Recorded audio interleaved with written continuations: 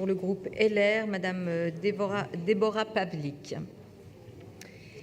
Merci. Madame la maire, mes chers collègues, nous avons la chance de débattre aujourd'hui de la résilience quand d'autres individus, chaque jour plus nombreux, n'ont pas d'autre choix, eux, que d'en faire preuve, confrontés à une grande variété d'événements particulièrement traumatisants.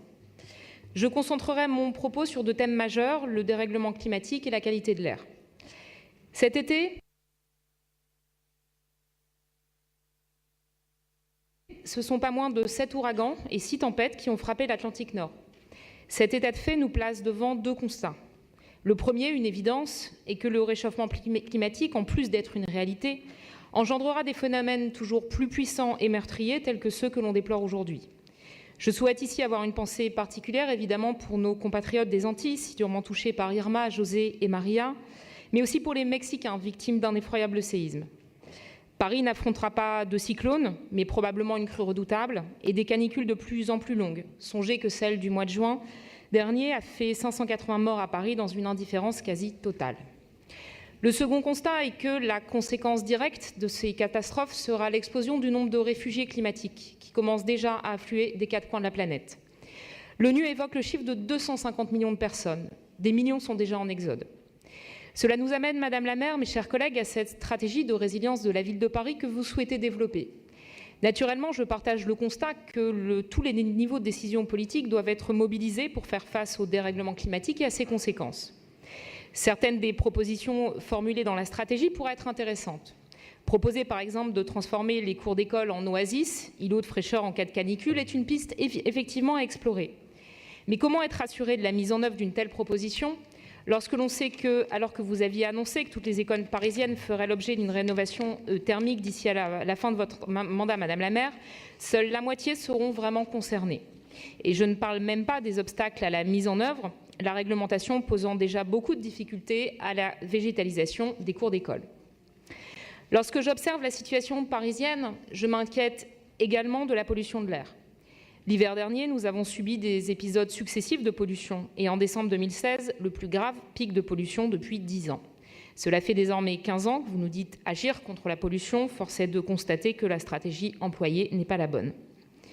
Je pense également à ces chiffres alarmants de la pollution dans le métro, communiqués la semaine dernière. Une concentration en particules fines jusqu'à 10 fois plus élevée qu'à l'extérieur. Nous avions enfin évoqué au sein de cette Assemblée la qualité de l'air intérieur dans certains établissements recevant du public. Où en sommes-nous aujourd'hui? Les enfants dans nos écoles sont-ils par exemple suffisamment protégés? Là encore, le Grenelle prévoyait que tous les établissements scolaires soient audités pour savoir à quelles polluants sont exposés les enfants. Qu'en est-il aujourd'hui? J'aimerais savoir également où nous en sommes des clauses relatives aux perturbateurs endocriniens dans l'achat de matériel ou la réalisation de travaux. Les conséquences sur la santé sont en effet considérables et affectent le système cardiovasculaire, pulmonaire, respiratoire et cérébral. Pourtant, il n'y a pas de fatalité.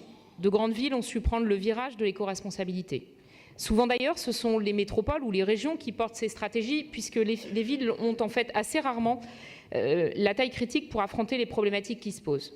Ainsi, on ne réglera pas la question de la pollution de l'air, évidemment, à l'échelle de Paris intramuros, mais bien au niveau de la métropole, si ce n'est de la région. Mais voilà, Madame la maire, vous avez parfois toutes les peines du monde à dépasser les clivages pour mener à bien des combats communs. Vous avez su le faire pour des Jeux Olympiques, ne vous arrêtez donc pas en si bon chemin.